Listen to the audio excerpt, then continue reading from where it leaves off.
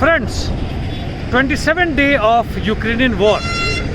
I am not in Delhi, but in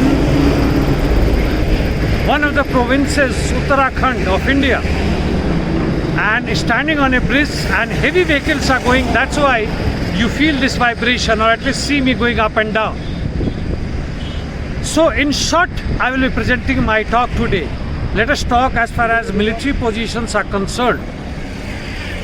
The LPR, DPR, they have marched little forward, approximately 4 to 5 kilometers in last 24 hours westward, and they have claimed to have covered over few other places known as like LPR in Kalinoa, while in as far as DPR is concerned, few places known as Euro Zherjojan and Sloka. As far as the total number of damages that Russian army along with LPR, DPR, they have inflicted on Ukrainian army, the total, yesterday I had given the total destruction of Russian army, what Ukrainian have claimed. Now today is vice versa. 230 UAVs, 181 anti-aircraft missiles, that is very important for the Russian Air Force, 500 plus tanks, 150 plus MLRS, 600 plus RT units, and 1300 plus special vehicles.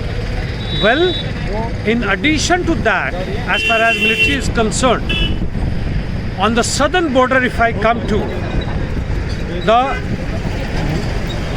Russian naval has been very active as far as supply of arms, ammunition and other things are concerned, and deep shelling even in Odisha as well as Makeo and Lviv.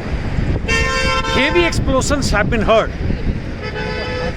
The forward movement of Russian army, which was expected to have taken place in Mariupol, hasn't taken place as was expected.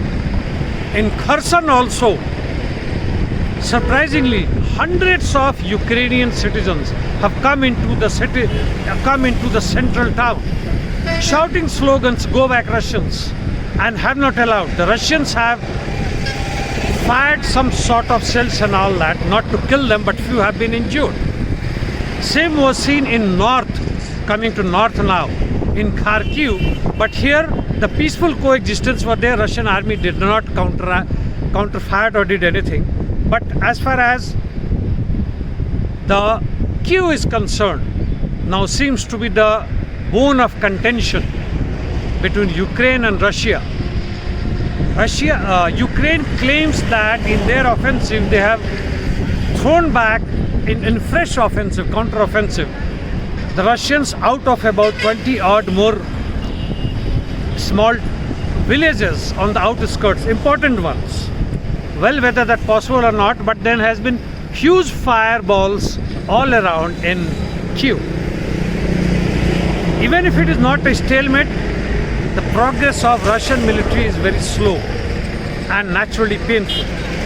On the economic front, back to my country, India, the Reserve Bank of India says that India will have no impact of this war. That is to be seen. European Union is still mulling over where to stop totally the Russian energy supply and not heavily dependent on that, close to 40%.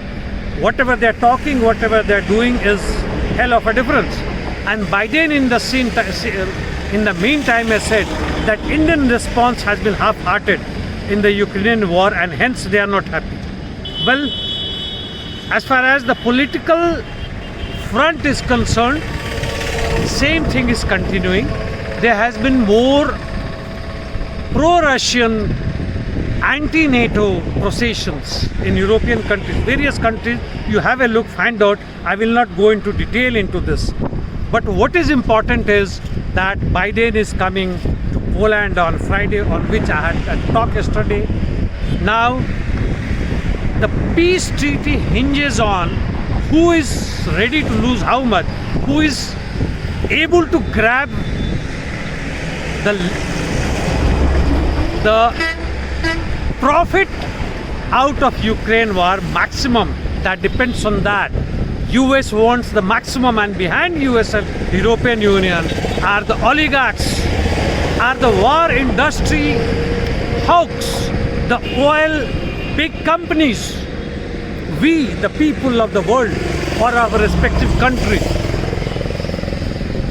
what are we unless we are united on a positive, progressive and revolutionary ideology? Thanks friends.